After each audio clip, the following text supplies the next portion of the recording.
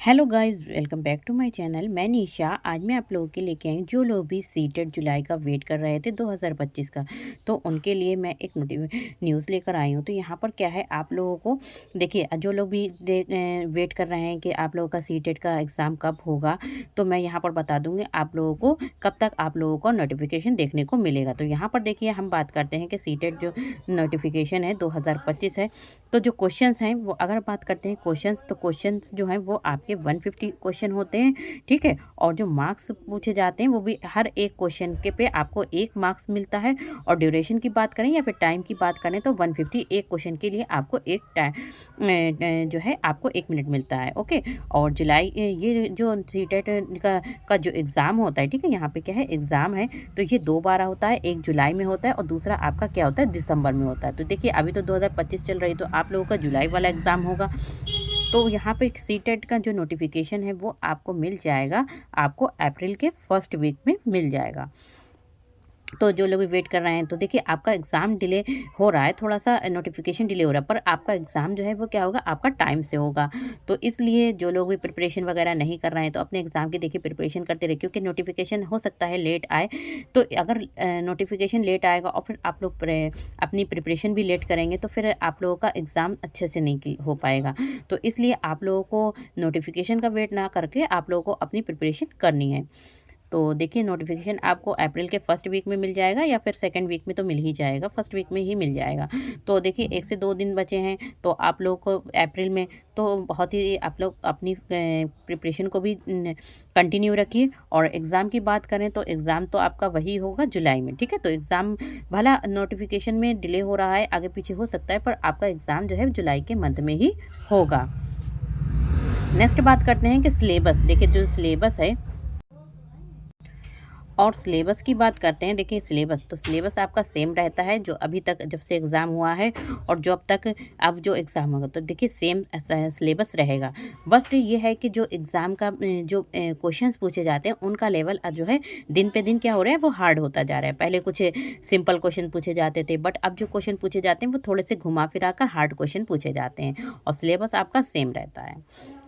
जो लोग पहली बार एग्ज़ाम दे रहे हैं, ठीक है, जिन लोगों ने जैसे कि आप लोगों ने डीएलएड वगैरह किया है या फिर बीटीसी किया है, तो वो पेपर 1 को कंडक्ट करते हैं और देते हैं। और जो जिन लोगों ने बीएड किया है, तो 6 टू 8 के लिए वो पेपर 2 देते हैं, ओके।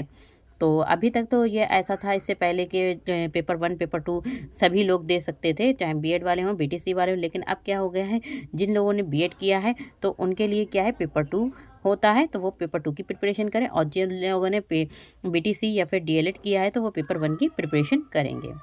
और यहाँ पर बात करते हैं कि सब्जेक्ट्स क्या-क्या होते हैं, तो आपके 5 सब्जेक्ट पूछे जाते हैं, जिसमें आपका हो जाता है सीडीपी, जिसे हम बोलते हैं चाइल्ड डेवलपमेंट एंड पेडागोजी। क्या बोलते हैं? चाइल्ड डेवलपमेंट एंड पेडागोजी कह लीजिए, या फिर बाल विकास एवं शिक्षण शास्त्र। तो ये आपका आता है 30 मार्क्स का। कितना पूछा जाता है? आपका 30 मार्क्स का ये पूछा जाता है। और ईवीएस एनवायरमेंटल स्टडी होता है, वो भी आपका 30 मार्क्स का पूछा जाता है।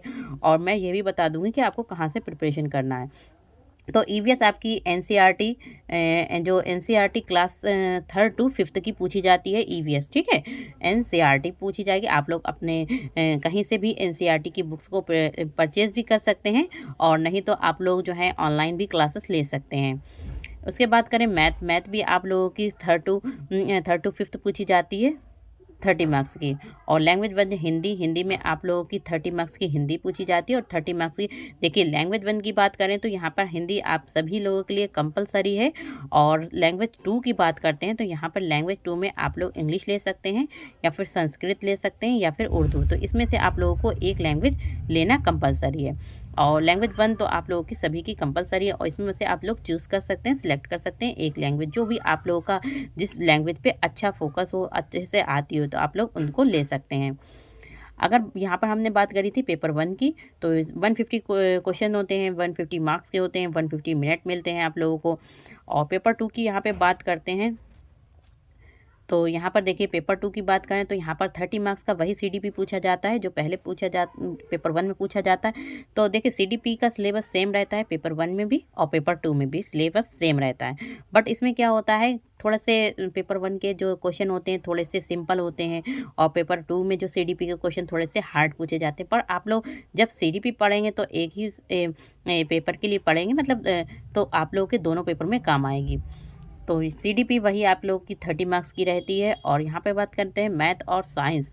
देखिए मैथ और साइंस जिन बच्चों का जिन ग्रेजुएशन में जो थी मैथ साइंस थी तो उन्हें यहाँ पे 60 क्वेश्चन मैथ साइंस के मिलेंगे, जिसमें से आपके 30 क्वेश्चन मैथ्स के होंगे और 30 क्वेश्चन आप लोगों के साइंस के होंगे और इसी में आप लोगों को पेडागोजी के क्वेश्चन भी मिलेंगे।